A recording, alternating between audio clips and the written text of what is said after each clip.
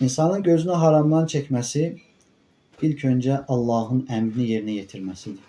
Çünkü Allah-u Teala Kur'an-ı Kerim Nur suresinde buyurur ki, mümin kişilere de ki gözlerini haramdan çevirsinler. Mümin kişilere de ki gözlerini haramdan çevirsinler. Övrət yerlerini zinadan korusunlar. Ve həmçinin də Allah-u Teala qadınlar üçün buyurur, mümin qadınlara de ki gözlerini haramdan çevirsinler. Deməli ilk önce Allah-u Teala bize haram etmişti. Qadağan etmişti ki naməhrəmə baxmağa.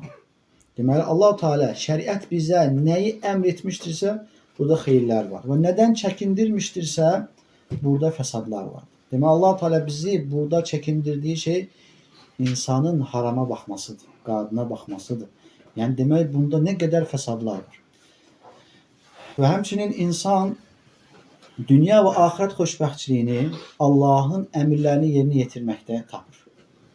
Baxırsan ki insan o bədbəxt olan insan baxırsan ki Allahın əmrlərini saymadığına görə, Allahın əmrlərini yerinə yetirmədiyinə görə həm dünyada onun üçün sıxıcı bir həyat və Allah qorusun axirətdə isə ona ağrı, acı verən bir əzab vardır. Ona görə deməli faydalardan birincisi insan haramdan uzaq olmaqla Allahın əmrini yerinə yetirir.